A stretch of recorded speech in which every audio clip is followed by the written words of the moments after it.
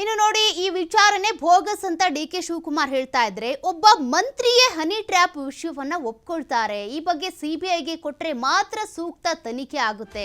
ಹುಬ್ಬಳ್ಳಿಯಲ್ಲಿ ಸಿಬಿಐ ತನಿಖೆಗೆ ಜಗದೀಶ್ ಶೆಟ್ಟರ್ ಅವರು ಒತ್ತಾಯಿಸಿದ್ದಾರೆ. ಬಿಜೆಪಿ ಸಂಸದ ಜಗದೀಶ್ ಶೆಟ್ಟರ್ ಅವರ ಒತ್ತಾಯ ಇದು.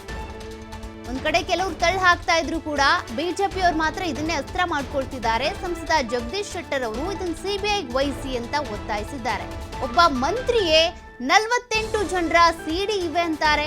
ಸತೀಶ್ ಜಾರಕಿಹೊಳಿ ಅವರು ಕೂಡ ನೂರಾರು ಜನರ ಸಿಡಿ ಇದ್ದಾವೆ ಅಂತಾರೆ. ಬ್ಲಾಕ್ ಮೇಲ್ ಮಾಡೋ ತಂಡಗಳು ಇವೆ ಅಂತಾರೆ. ಇದರ ಹಿಂದಿರುವಂತ ನಿರ್ದೇಶಕರು ನಿರ್ಮಾಪಕರು ಯಾರು ಅನ್ನೋದು ಬಹಿರಂಗ ಆಗಬೇಕು. ಅವರಿಗೆ ಕಠಿಣ ಶಿಕ್ಷೆ ಆಗಬೇಕು ಅಂತ ಸಂಸದ ಜಗದೀಶ್ ಶೆಟ್ಟರ್ ಅವರು ಒತ್ತಾಯಿಸಿದ್ದಾರೆ. ಈ ಪ್ರಕರಣವನ್ನ ಸಿಬಿಐಗೆ ವಹಿಸಬೇಕು, ತನಿಖೆ ಆಗಬೇಕು, ಈ ರೀತಿ ಮಾಡ್ತಾ ಇರೋರಿಗೆ ಕಠಿಣ ಶಿಕ್ಷೆ ಆಗಬೇಕು ಅಂತ ಅವರು ಒತ್ತಾಯಿಸಿರೋದು. ಇರುವಾದಂಥ ಒಂದು ಪ್ರಕರಣ ಮತ್ತು ಜನಪ್ರತಿನಿಧಿಗಳು ಒಂದು ಡಿಸಿಪ್ಲಿನ್, ಜೀವನದಲ್ಲಿ ಒಂದು ಡಿಸಿಪ್ಲಿನ್ ಮೇಂಟೈನ್ ಮಾಡೋದು.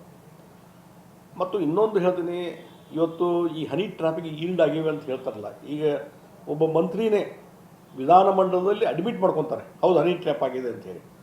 ಸುಮಾರು 48 ಜನರು ಇನ್ನೂ ಅವರು ಸಿ ಡಿಗಳು ಇದಾವೆ ಅಂತ ಹೇಳ್ತಾರೆ.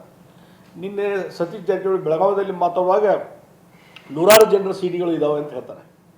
ಹಾಗಾದರೆ ಈ ಹಿನ್ನೆಲೆ, ಈ ರಾಜಕೀಯ ಹಿನ್ನೆಲೆ ಕೆಲವೊಂದು ಏನಾದ್ರು ಒಂದು ತಂಡ ಇರ್ತದೆ, ಬ್ಲ್ಯಾಕ್ ಮೇಲ್ ಮಾಡಲಿಕ್ಕೆ ಒಂದು ತಂಡ, ಅಂಥ ತಂಡನು ಅದಕ್ಕೂ ಆ ರಾಜಕೀಯ ಹಿನ್ನೆಲೆ ಇಟ್ಕೊಂಡು ರಾಜಕೀಯ ವ್ಯಕ್ತಿಗಳ ತೇಜೋವಧೆ ಮಾಡಲಿಕ್ಕೆ ಈ ರೀತಿಯಾದಂಥ ಒಂದು ತಂತ್ರ ಷಡ್ಯಂತ್ರ ಇದೆಯೋ ಇದು ಬೆಳಕಿಗೆ ಬರಬೇಕಾಗಿದೆ.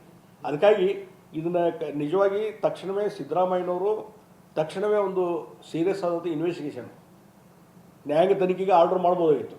ಆದರೆ ನಾ ಇವತ್ತು ಒತ್ತಾಯ ಮಾಡ್ತೀನಿ, ಇದೆಲ್ಲ ಇನ್ವೆಸ್ಟಿಗೇಷನ್ನು ಒಂದು ರೀತಿ ಎಲ್ಲ ಮಗ್ಗಲುಗಳಲ್ಲಿ ಇನ್ವೆಸ್ಟಿಗೇಷನ್ ಆಗಬೇಕಾಗ್ತದೆ. ಅದಕ್ಕಾಗಿ ಇದು ಸಿ ಬಿ ಐ ಮುಖಾಂತರ ಮಾಡಿದರೆ ಭಾಳ ಒಳಿತು ಅನ್ನುವಂಥದ್ದು ಹೇಳ್ತೀನಿ. ಮತ್ತು ಈಗ ಒಂದು ಇತಿಶ್ರೀ ಹಾಡೋದಾದರೆ ಇದರ ಹಿಂದೆ ಇರುವಂಥ ತಂಡ ಯಾರ್ದು, ಇದರ ನಿರ್ದೇಶನ ಮಾಡುವಂಥವ್ರು ಯಾರು, ಪ್ರೊಡ್ಯೂಸರ್ ಮಾಡೋರು ಯಾರು, ಇದೆಲ್ಲ ಹೊರಗೆ ಬರಬೇಕು. ಆವಾಗ ಮಾತ್ರ ಮತ್ತು ಅವ್ರಿಗೆ ಕಠಿಣ ಶಿಕ್ಷೆ ಕೊಡಬೇಕು. ಅಂದಾಗ ಮಾತ್ರ ಈ ರೀತಿಯಾದಂಥ ಹನಿ ಟ್ರ್ಯಾಪ್ ಒಂದು ದಂಧೆ ನಿಲ್ಲಲಿಕ್ಕೆ ಸಾಧ್ಯತೆ ಅಂತ ನಾ ಹೇಳ್ತೀನಿ. ಅಲ್ಲ, ಇದು ಭಾಳ ಒಂದು ಗಂಭೀರವಾದಂಥ ಒಂದು ಪ್ರಕರಣ.